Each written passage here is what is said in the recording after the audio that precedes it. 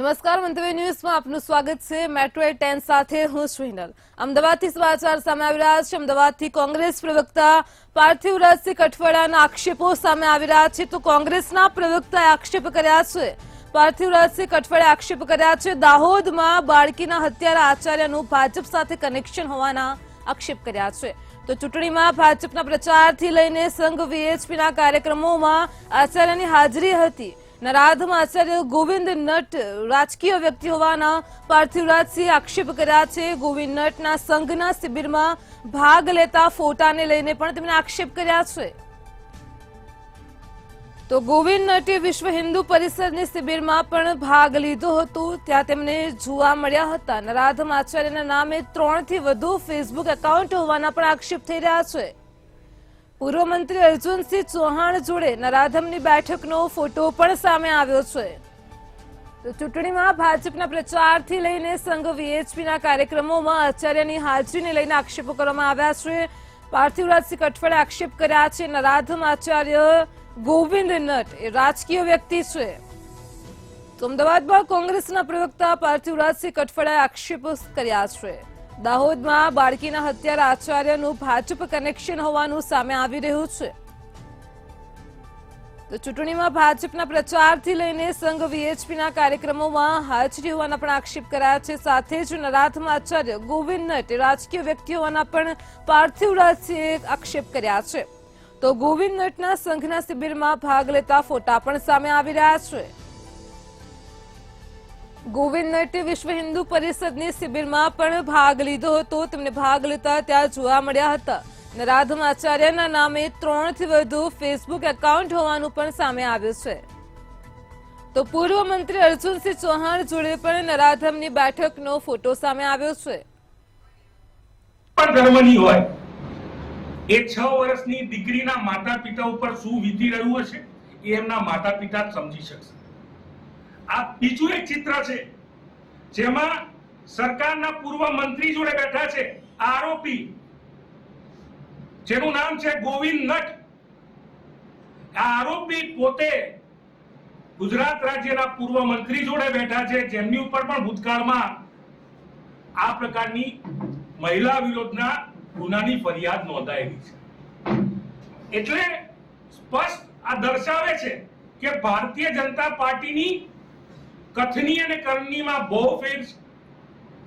જે સંસ્કારો એ બીજા લોકોને શીખવાડવા માંગે છે એ પહેલા પોતાના કાર્યકરોને શીખવાડે, પોતાની અંદર બેઠેલા લોકોને શીખવાડે અને આ પ્રકારના જે ગુનેગારો, આ પ્રકારના લોકો એમની પાર્ટીમાં છે તેમના ઉપર કડક એક્શન લે। અમદાવાદમાં ગુજરાત યુનિવર્સિટી ફરી એકવાર વિવાદમાં આવી છે। ગુજરાત યુનિવર્સિટીમાં વિદ્યાર્થીનીની છેડતીનો મામલો પ્રકાશમાં આવ્યો છે। તો લાઇબ્રેરી પાસે વિદ્યાર્થીનીની છેડતીને લઈને સમાચાર છે। યુનિવર્સિટીના પરિસરમાં જ વિદ્યાર્થીનીઓ સામે અશ્લીલ હરકત કરવામાં આવી છે। અશ્લીલ હરકત કરતા જ વિદ્યાર્થીનીએ ઈસમને ઝડપ્યો છે। તો અમદાવાદથી સમાચાર છે। સિક્યુરિટી ગાર્ડે ઈસમને પોલીસ હવાલે કર્યો છે। અહીં કેમ્પસ પરિસરમાં લાઇબ્રેરી પાસે જ ઈસમ અશ્લીલ હરકતો કરતો હતો। આ ઈસમની તપાસ કરાવતા તે માનસિક રોગી હોવાનો ખુલાસો થયો છે। તો અમદાવાદમાં ગુજરાત યુનિવર્સિટીની લાઇબ્રેરી પાસે વિદ્યાર્થીનીની છેડતીનો મામલો સામે આવ્યો છે। યુનિવર્સિટીના પરિસરમાં જ વિદ્યાર્થીનીઓ સામે અશ્લીલ હરકત કરવામાં આવી છે।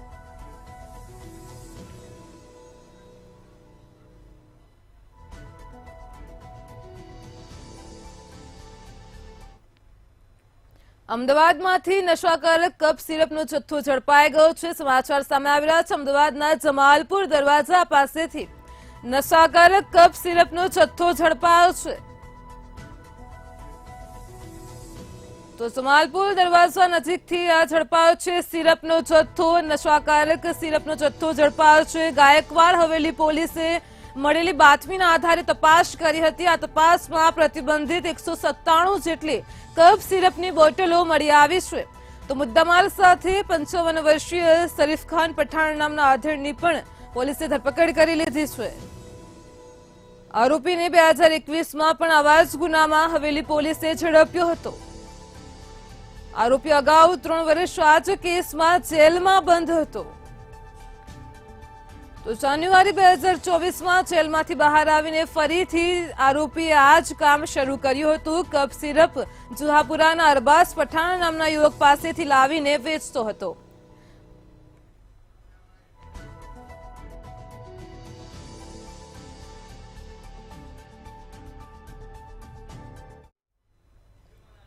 અમદાવાદમાં બહેરામપુરાના આવાસના મકાનો 13 વર્ષમાં જ જર્જરિત હાલતમાં જોવા મળી રહ્યા છે. સમાચાર સામે આવી રહ્યા છે. બહેરામપુરામાં આવાસના મકાનો 13 વર્ષમાં જર્જરિત જોવા મળ્યા છે. 992 ઈડબ્લ્યુએસ મકાનોને જર્જરિત હાલત સામે તંત્રને હવે ફરિયાદ કરાઈ છે.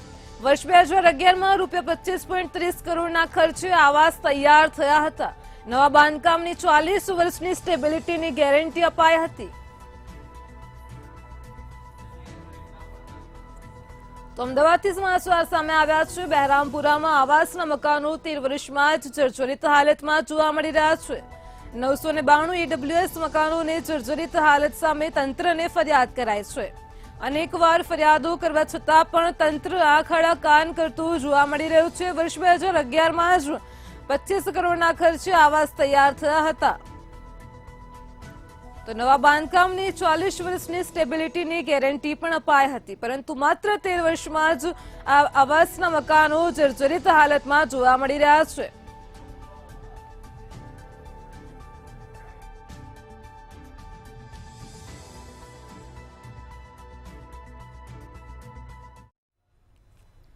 મહેસાણાથી સમાચાર સામે આવી રહ્યા છે. મહેસાણામાં પાંચોટ પાસે સરદાર કોમ્પ્લેક્સનો બનાવ સામે આવી રહ્યો છે. તો મહેસાણાથી સમાચાર છે, જેમાં પાંચોટ સરદાર પટેલ સ્પોર્ટ્સ કોમ્પ્લેક્સનો બનાવ સામે આવ્યો છે. જે વિગતો પ્રાપ્ત થઈ રહી છે, સ્ટેટ બોક્સિંગ ચેમ્પિયનશિપમાં આ બનાવ બન્યો છે. તો બોક્સિંગ સ્પર્ધા દરમિયાન બોક્સર ખેલાડી જે છે તે ઘાયલ થયો હતો. સમગ્ર બનાવ છે, કરણ પીપળિયા નામનો ખેલાડી બોક્સિંગની સ્પર્ધા દરમિયાન ઘાયલ થયો હતો. 19 વર્ષીય કરણ નામના ખેલાડીને માથાના ભાગમાં ઈજાઓ પહોંચી હતી. તો મગજના ભાગે ગંભીર ઈજાઓ થતા જ તેને ખાનગી હોસ્પિટલ ખાતે ખસેડાયો છે. મહેસાણા તાલુકા પોલીસને હોસ્પિટલથી સમગ્ર મામલાને લઈને જાણ કરાઈ છે.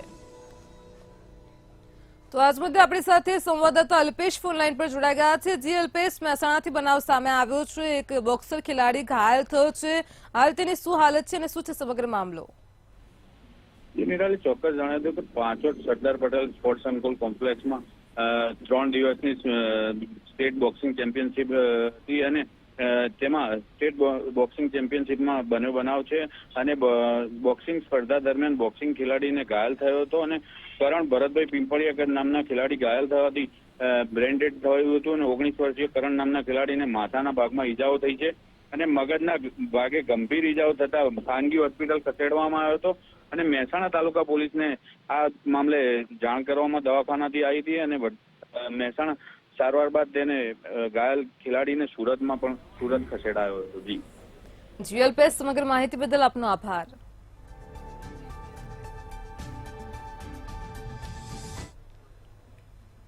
સુરતના કિમ કોસંબા વચ્ચે ટ્રેન ઉથલાવવાનો પ્રયાસનો મામલો સામે આવ્યો હતો. ત્યારે આ મામલે રેલ કર્મી જ આરોપી નીકળ્યા હોવાનું પણ સામે આવ્યું છે. આરોપીએ પ્રમોશન મેળવવા માટે આખો કાંડ રચ્યો હતો અને ત્યારે રેલ કર્મીએ જ પેડલોક કાઢ્યાનો પણ ઘટસ્ફોટ થયો છે. સૂત્રો પાસેથી માહિતી મળી છે તે અનુસાર સુરત ગ્રામ્ય એસઓજીએ 3ને ડિટેઇન કર્યા છે. તેમાં 3 પૈકી 2 રેલવેના કર્મચારી હોવાની વિગત સામે આવી છે. 3 વ્યક્તિઓએ 22 મિનિટમાં જ 71 જેટલા સેફટી પિન ખોલી નાખ્યા હતા અને જ્યારે સમગ્ર મામલે એસઓજી, એનઆઈએ અને ગુજરાત એટીએસની ટીમ તપાસ કરી રહી છે.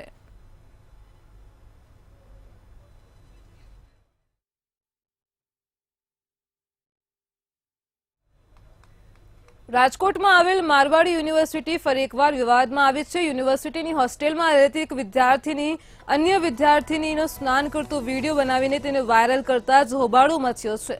અશોભનીય વિડીયો ઉતારનાર યુવતી સાથે મારામારી કરવામાં આવી હતી. આ સમગ્ર મામલે હોસ્ટેલમાં હોબાળો થતા મામલો પોલીસ સ્ટેશનમાં પહોંચ્યો છે. ત્યારે આ મામલે કોંગ્રેસના વિદ્યાર્થી નેતા રોહિત રાજપૂત દ્વારા પણ મારવાડી યુનિવર્સિટીને લઈને આકરા પ્રહારો કરવામાં આવ્યા હતા.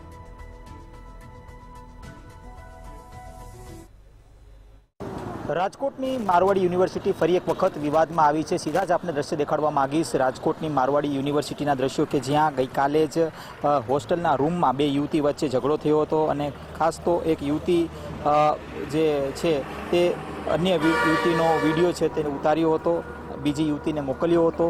તે વિડીયો છે તે વાયરલ કરવામાં આવ્યો હતો અને તેને જ લઈને આ વિવાદ છે તે સર્જાયો હતો. આંધ્રપ્રદેશની જ યુવતી મારવાડી યુનિવર્સિટીમાં અભ્યાસ કરે છે અને ખાસ તો સવાલ ઊભો થઈ રહ્યો છે કે આ પ્રકારની મોટી यूनिवर्सिटी में आ प्रकार विवाद है ते वारंवार आ रही है। किस प्रकार की कार्रवाई पुलिस की तरफ से चालू हुई है? पुलिस यहाँ पे आके बच्चों से बात किया है और बच्चों को काउंसलिंग किया है और इसमें उनकी इतना ही था उनका रोल। हम लोग यही चाहते हैं कि यूनिवर्सिटी के साइड से हमारा काउंसलिंग सेंटर है, हमारे साइकोलॉजिस्ट है, उनसे वो ज़्यादा से ज़्यादा बच्चे बात करें, उनसे समझे ऐसे मौके पे कैसे बिहेव करना चाहिए, क्या करना चाहिए। और आगे भी हम बच्चों को यही बताते हैं कि कोई भी अपना कार्रवाई अपने हाथ पे न लेकर यूनिवर्सिटी पे वो फॉरवर्ड करे। ચોક્કસથી કહી શકાય કે ફર્સ્ટ યર બીટેકની વિદ્યાર્થીનીઓ દ્વારા ક્યાંક ને ક્યાંક જે ઘર્ષણનો જે વિડીયો છે તે સામે આવ્યો હતો અને આ જ વિડીયોને લઈને હાલ અત્યારે જે મારવાડી યુનિવર્સિટી છે તેમની તરફથી કાર્યવાહી છે તે શરૂ કરવામાં આવી છે। કેમેરા પર્સન લલિત વ્યાસ સાથે ધ્રુવ કુંડેલ, રાજકોટ। રાજકોટમાં ઉમેદવારો દ્વારા કલેક્ટરને આવેદનપત્ર આપવામાં આવ્યું હતું। સીઈની પ્રાથમિક પરીક્ષાનું ગુજરાત ગૌણ સેવા પસંદગી મંડળ દ્વારા યોજાઈ હતી, જેમાં જગ્યાની જાહેરાત કેટેગરી વાઇઝ 7 ગણા ઉમેદવારોને પરીક્ષા માટે બોલાવવામાં આવ્યા હતા, પરંતુ પ્રસિદ્ધ કરવામાં આવેલા પરિણામમાં 7 ગણા ઉમેદવારને પાસ જાહેર કરવામાં આવ્યા છે, જેમાં કેટેગરી વાઇઝ ઉમેદવારની શરતોનું પાલન કરવામાં આવ્યું નહીં હોવાના પણ ઉમેદવારો દ્વારા આક્ષેપ કરાયા છે।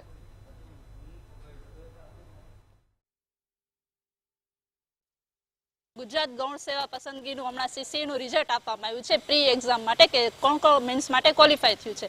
તો એમાં નોટિફિકેશનમાં જે એડવર્ટાઇઝમેન્ટ આપી હતી એમાં લખ્યું છે કે 7 ગણા કેટેગરી વાઇઝ 7 ગણા સ્ટુડન્ટ્સને અમે મેન્સ એક્ઝામ દેવા માટે પાસ કરશું, પણ રિઝલ્ટમાં એવી રીતે થયું છે કે મેઇન જે ટોટલ જગ્યા છે ને એના 7 ગણા બોલાવવામાં આવે છે, એટલે જેથી ઘણા ઉમેદવારોને છે ને મેન્સ માટેનો મોકો જ મળ્યો નથી। તો અમારી માંગ એટલી જ છે કે ભાઈ અમને મેન્સ માટે મોકો આપો, જે યોગ્ય ઉમેદવાર છે એના માટે મોકો મળવો જરૂરી છે। અમદાવાદના ધોળકાની ચાણક્ય પ્રીસ્કૂલમાંથી વિદેશી દારૂનો જથ્થો ઝડપાયો હોવાના સમાચાર સામે આવ્યા છે। ધોળકા ડીવાયએસપી સ્કોડે શિક્ષણધામમાં દારૂનો વેપલો ઝડપી પાડ્યો હતો। વિદેશી દારૂની 16 બોટલ સહિત કુલ 3430 રૂપિયાનો મુદ્દામાલ પણ કબજે કર્યો હતો। સાથે જ પોલીસે આગળની કાર્યવાહી પણ હાથ ધરી છે।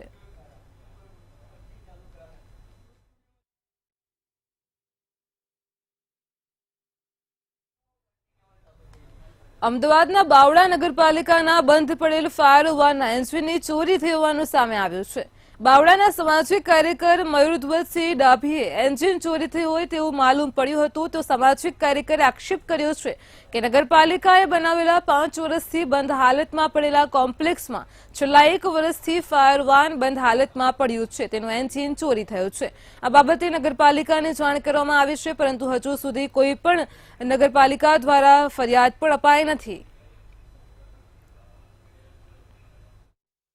આ જે પાછળ જે સાધન પડી રહ્યું છે બાવળા નગરપાલિકાનું મોટું ફાયર ફાઇટર છે, છેલ્લા 1 વર્ષથી અહીંયા આગળ પડી રહેલું છે। હમણાં થોડા દિવસ પહેલા હું આટો મારવા નીકળેલો તો ચેક કરતા એન્જિન એનું છૂટું પડેલું હતું, નથી નટબોલ્ટ લગાયેલા કે નથી કશું લગાયેલું, અને શંકા ગઈ કે આ એન્જિનની સાથે કોઈ છેડા થયેલા છે, એન્જિનની અદલા બદલી થયેલી છે કે જે પણ કંઈ હોય કે ચોરી થઈ હોય। એ જાણ મને થતાં મેં બાવળા નગરપાલિકાના ચીફ ઓફિસરને જાણ કરી। રાજ્યમાં છોકરીઓ સાથે છેડતીના બનાવો વધી રહ્યા છે, ત્યારે અમદાવાદમાં વધુ એક છેડતીની ઘટના સામે આવી છે। અમદાવાદના બોપલમાં રહેતી દક્ષિણ આફ્રિકન એક વિદેશી યુવતી સાથે છેડતીની ઘટના સામે આવી છે। ઇન્ડસ યુનિવર્સિટીના ઇન્ટરનેશનલ સેન્ટરના ડાયરેક્ટરે યુવતીની સાથે જબરજસ્તી કરી હતી, તેમજ તેની સમક્ષ ગંદી વાતો કરી અને જાનથી મારી નાખવાની પણ ધમકી આપી હતી। આ યુવતી દ્વારા બોપલ પોલીસ સ્ટેશનમાં ફરિયાદ દાખલ કરવામાં આવી છે। ત્યારબાદ બોપલ પોલીસે આરોપી મુદર્ગ ગણપત રાય દવેની અટકાયત કરી આગળની કાર્યવાહી હાથ ધરી છે।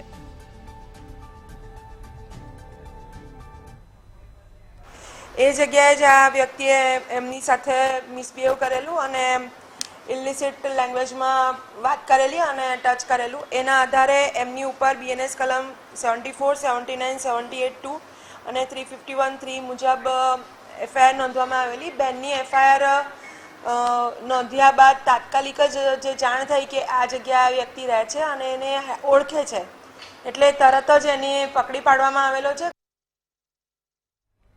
સુરતમાં માંગરોળના વાંકલ ખાતે જનમંચ કાર્યક્રમ યોજાયો હતો. જે જનમંચ કાર્યક્રમમાં ધારાસભ્ય અમિત ચાવડા, જિલ્લા કોંગ્રેસ પ્રમુખ મનહર પટેલ સહિત અનેક લોકો ઉપસ્થિત રહ્યા હતા. તેમજ આ કાર્યક્રમમાં માંગરોળ, માંડવી, ઉમરપાડા સહિત અનેક વિસ્તારના લોકોએ પણ પોતાના પ્રશ્નો રજૂ કર્યા હતા. જે બાદ અમિત ચાવડા દ્વારા આ પ્રશ્નો વિધાનસભામાં રજૂ કરવામાં આવશે.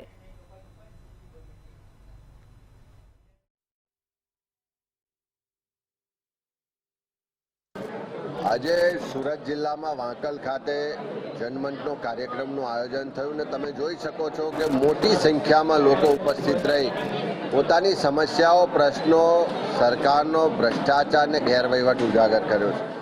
કોંગ્રેસે આ જનમંચ કાર્યક્રમ એટલા માટે જ શરૂ કર્યો કે લોકોના પ્રશ્નોને વાચા મળે. આ તમામ લોકોની જે દર્દ છે, જે વેદના છે, જે રજૂઆતો અને પ્રશ્નો છે એને સાંભળ્યા છે ને આવનારા દિવસોમાં અહીંયા આ જનસભાથી શરૂ કરીને વિધાનસભા સુધી આ પ્રશ્નોને ઉજાગર પણ કરીશું. તો આ વિસ્તારનો એક સળગતો પ્રશ્ન છે નેશનલ હાઈવે નંબર 56ની જે જમીનનું સંપાદન થાય છે અનુસૂચિત વિસ્તારમાં. આજે બંધારણના અનેક અધિકારો હોય આદિવાસીઓને કે એમના જમીન સંપાદન કરતા પહેલાં આદિવાસીઓ સાથે સંકલન કરી એમની મંજૂરી લેવાની હોય છે, ગ્રામસભાની મંજૂરી લેવાની હોય છે. પણ આ તાનાશાહ સરકાર, આ ગ્રામસભાએ, તમામ ગ્રામસભાએ નકારાત્મક ઠરાવો આપ્યા અને કીધું કે તમારે નવી જમીન સંપાદન કરવાની નથી, પણ જે જૂનો રસ્તો છે મોજૂદ એને જ તમે ડેવલપ કરી લઈ જાઓ. વડોદરામાં પૂર બાદ પણ શ્રીજી સોસાયટીમાં સર્વે ન થતા લોકોમાં આક્રોશ જોવા મળ્યો છે. આ સાથે જ સર્વે ન થયાની જાણ થતાં જ સ્થાનિક કોર્પોરેટર સોસાયટીમાં પહોંચ્યા હતા. તેમજ સોસાયટીના લોકોએ કોર્પોરેટર સામે આક્રોશ ઠાલવ્યો હતો.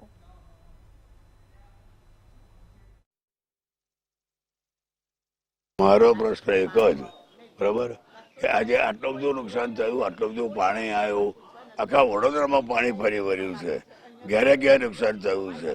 નુકસાન થયા પછી કોર્પોરેશન વાળા વાલા દવલાની વાતો કરે કે એમની જે સોસાયટી જેમને પસંદ હોય ત્યાં જઈને કેશ ડોલ આપે. અહીંયા અમારી સોસાયટીમાં કોઈ કોર્પોરેટર કે કોઈ સંસદ કે કોઈ આવ્યું નથી જોવા કે તમને શું પ્રોબ્લેમ છે, તમને શું કેટલું નુકસાન થયું, કેટલું એ થયું. કોઈ કરતા કોઈ જાતની વાત કરે કોઈ આવ્યું નથી. બધી જ જગ્યાએ સફાઈ થઈ છે. સફાઈ સેવકો પણ ખૂબ મહેનત કરી છે. આ સોસાયટીના લોકોએ જાતે મહેનત એમની સોસાયટીઓમાં કરી છે. એમનું પોતાના ઘરે નથી કરી, પણ બધાના ઘરે ભેગા થઈને કરી છે. એટલે આ સોસાયટીને હું દંડવત પ્રણામ કરું છું કે તમે કર્યું. અને બીજું કે કોર્પોરેશન જ્યાં પ્રાઇવેટ સોસાયટી હોય ત્યાં આગળ સફાઈ સેવક પ્રાઇવેટ રાખવાનું હોય છે. મારા પોતાના એપાર્ટમેન્ટમાં પણ પ્રાઇવેટ માણસ રાખેલો છે. કોર્પોરેશનના માણસ સફાઈ કરવા નથી આવતા. છતાં પણ અહીંયા આગળથી કોર્પોરેશનના માણસો, સુપરવાઇઝર અહીંયા આગળ આવ્યા. મેં પૂછ્યું વોર્ડ ઓફિસરને કે અહીંયા કેમ કોઈ આવ્યું નહીં, ત્યારે સુપરવાઇઝરે એવું કીધું કે અમે અહીંયા આગળ જ્યારે આવ્યા ત્યારે સફાઈ થઈ ગયેલી હતી. ગાંધીનગરમાં ચિત્ર શિક્ષકોની ભરતીની માંગ કરવામાં આવી હતી. ગાંધીનગર ખાતે શિક્ષણ મંત્રીને રજૂઆત કરવા ઉમેદવારો પહોંચ્યા હતા. આ સાથે જ બાલવાટિકાથી ધોરણ 8માં કાયમી ચિત્ર શિક્ષકોની ભરતીની માંગ કરવામાં આવી હતી. તેમજ 1703 ચિત્ર શિક્ષકની ખાલી જગ્યાઓમાં કાયમી ભરતીની માંગ સાથે ઉમેદવારો ગાંધીનગર પહોંચ્યા હતા.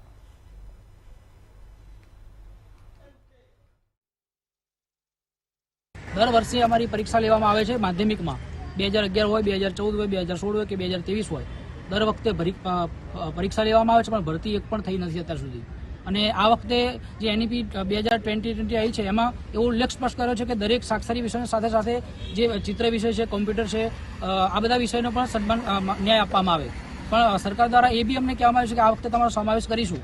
પણ જોવાનું અમને એ રહ્યું કે અમારી કેટલી સંખ્યા તમે, કારણ કે અમે 15 વર્ષથી તો અમે ભરતી થઈ નથી. બધા જ મિત્રો, હજારોની સંખ્યામાં અમારા ચિત્ર વિષયના શિક્ષકો બેકાર છે અત્યારે. તો ભરતી કેટલી આવશે અને કેવી રીતે આવશે એ પણ અમારે જોવાનું છે ખાસ કરીને. ગાંધીનગરમાં બહેનોએ પગાર વૃદ્ધિ માટે વિરોધ કર્યો હતો. બહેનોને NRSMમાંથી પગાર વધવાની આશા હતી. કુપોષણ, કુકિંગ તેમજ આયાબેન તરીકેની કામગીરી કરવાની હોય છે, ત્યારે સરકાર તરફથી લઘુત્તમ વેતન આપવામાં નથી આવતું. NRSM દ્વારા પગાર ભથ્થા મળે તે માટે બહેનોએ રજૂઆત કરી હતી.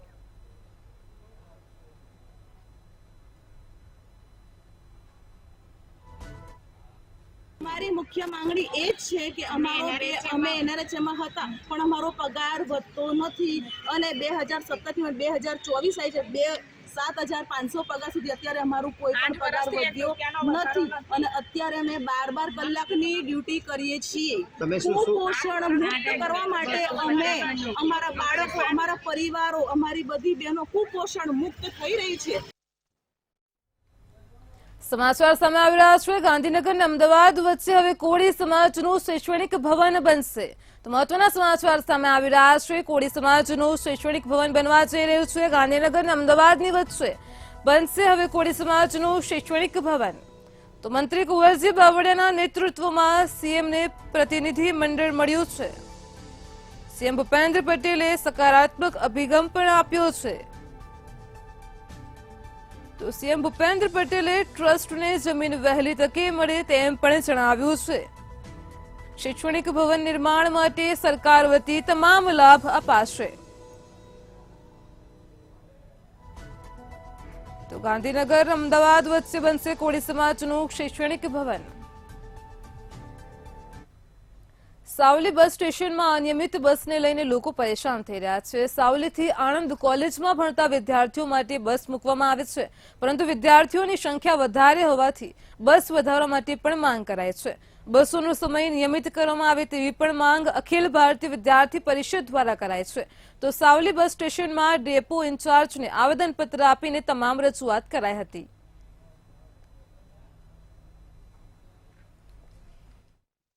અનિયમિત બસમાં વધારો કરવામાં આવે, જે વિદ્યાર્થીઓની સંખ્યા વર્ષ પ્રતિવર્ષ વધે છે, તો તેના માટે બસોમાં વધારો કરવામાં આવે અને જે અનનેસેસરી લોકો ડેપોમાં બેસી રહે છે તો તેના ઉપર પણ સ્ટ્રિક્ટ એક્શન લેવામાં આવે અને એક પણ બસ સાવલી ડેપોમાં ટાઈમસર આવતી નથી તો તેના માટે પણ એક્શન લેવામાં આવે. આ અખિલ ભારતીય વિદ્યાર્થી પરિષદ અને અન્ય વિદ્યાર્થીઓની પણ માંગ છે. કેટલા સમયથી સાવલીમાં આ રીતનું પ્રોબ્લેમ થાય છે તમને? ઘણા સમયથી સાવલીમાં બસોનો પ્રોબ્લેમ છે. વારંવાર વાલીઓ દ્વારા, વિદ્યાર્થીઓ દ્વારા પણ રજૂઆત કરવામાં આવે છે.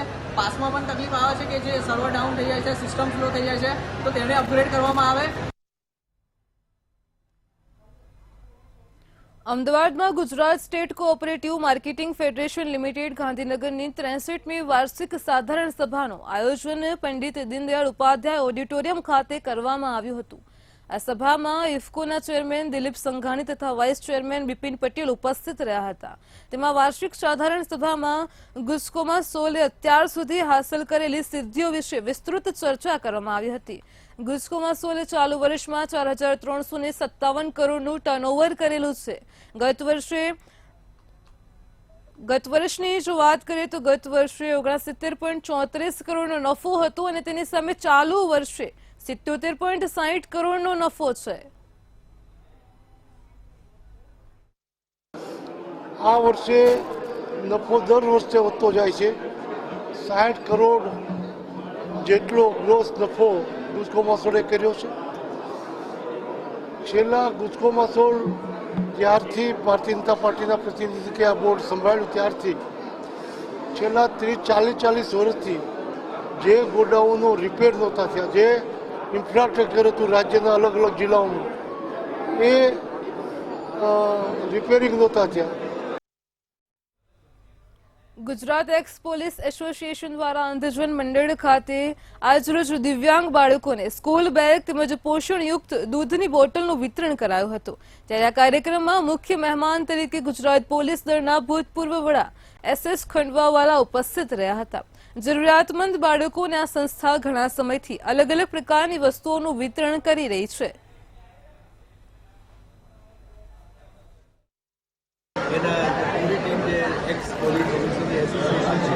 આપણી વચ્ચે છે. આજે એને વિદ્યાર્થીઓને જોયા છે, સંસ્થા જોશે અને એને ખ્યાલ આવશે કે આ વિદ્યાર્થીઓ બી માનવી છે, આને બી શિક્ષા જોઈએ છે, આને બી રોજગાર જોઈએ છે, આને બી તાલીમ જોઈએ છે અને આમાં સમાજના દરેક વર્ગ જોડાય તો એ બાળકો વધારે પ્રોગ્રેસ કરી શકશે, આગળ વધી શકશે. એ માટે આજના મારા અધિકારીઓ જે એક નવા અભિગમથી, નવી સોચથી, નવા વિચારથી, નવી પહેલથી આપણે વચાયા છે, એ ખરેખર અભિનંદન.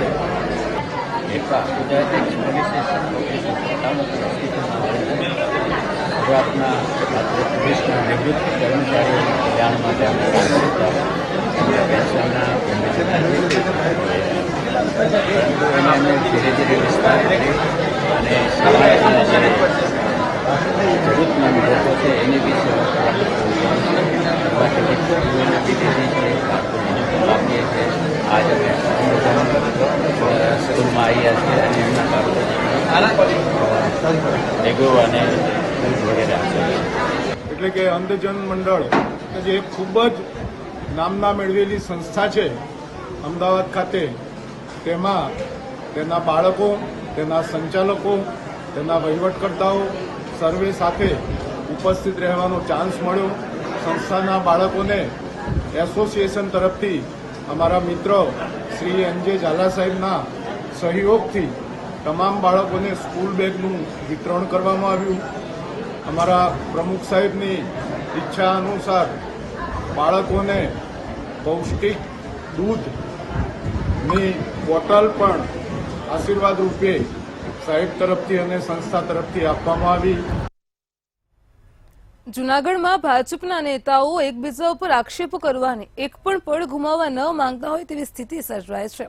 ત્યારે જવાહર ચાવડાએ વધુ એક પત્ર લખ્યો હોવાનું સામે આવ્યું છે. જવાહર ચાવડાએ માણાવદર યાર્ડને લઈને સહકાર મંત્રીને પત્ર લખ્યો છે, જેમાં તેમણે પત્ર લખીને થઈ રહેલા આક્ષેપો મામલે તટસ્થ તપાસ કરી અંગત લાભ લીધાની કોઈ સંડોવણી જણાય તો શિક્ષાત્મક કાર્યવાહી કરવા માટે પણ માંગ કરી છે.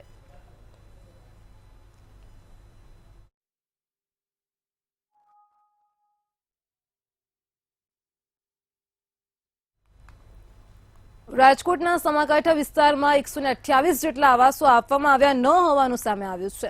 18 જૂન 2022ના રોજ 128 જેટલા આવાસોનું લોકાર્પણ કરાયું હતું, પરંતુ છેલ્લા 2 વર્ષથી તંત્ર દ્વારા આવાસ યોજનાનો લાભ જરૂરિયાતમંદોને મળ્યો છે કે કેમ તે બાબતે જાણવાની તસ્દી પણ લીધી નથી. ત્યારે હાલ નવા નિર્માણ પામેલા આવાસોની ખંડેર જેવી હાલત જોવા મળી રહી છે. કેટલીક જગ્યાએ દિવાલોમાં તિરાડ પણ પડી ગઈ છે.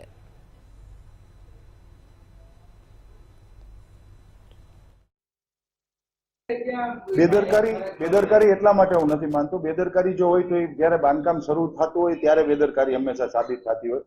પણ આવડી મોટી તમે આપ કહો છો 128 ક્વાર્ટરો બની ગયા છે અને 2 વર્ષથી પેન્ડિંગ છે, એમાં બેદરકારી ન હોય, પણ શું છે એ હકીકત હું જાણી અને હું આપને કહી શકીશ.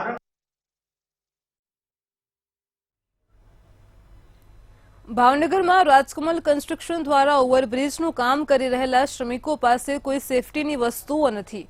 બ્રિજના કામમાં શ્રમિકો સેફટી વગર કામ કરી રહ્યા છે. 1 મહિના પહેલા એક શ્રમિકનું અકસ્માત નડતા જ મોત નીપજ્યું હતું. તેમ છતાં પણ મનપા અધિકારીઓનું પેટનું પાણી પણ હલતું નથી કે નથી તો કન્સ્ટ્રક્શનના કોન્ટ્રાક્ટરો આ બાબતે કોઈ ધ્યાન આપતા.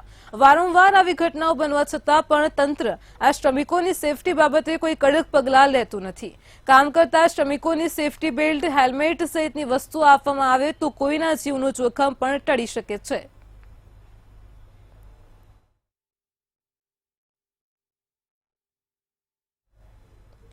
જામનગર મહાનગરપાલિકાની ચર્ચાસ્પદ ICDS શાખા ફરી એકવાર વિવાદમાં આવી છે. ICDS શાખામાં ઓફિસ સુપ્રિન્ટેન્ડન્ટ સામે 5 જેટલી મહિલા કર્મચારીઓએ જાતીય સતામણીની ફરિયાદ કરતા જ ખળભળાટ મચી જવા પામ્યો છે. મહિલાઓનો આરોપ છે કે ઓફિસ સુપ્રિન્ટેન્ડન્ટ તેમની સામે એકેટસે જોયા રાખે છે તેમજ ગમે તે બહાને મહિલાઓને સ્પર્શ કરે છે. આ બાબતે હવે મહાનગરપાલિકામાં તપાસ શરૂ કરાઈ છે.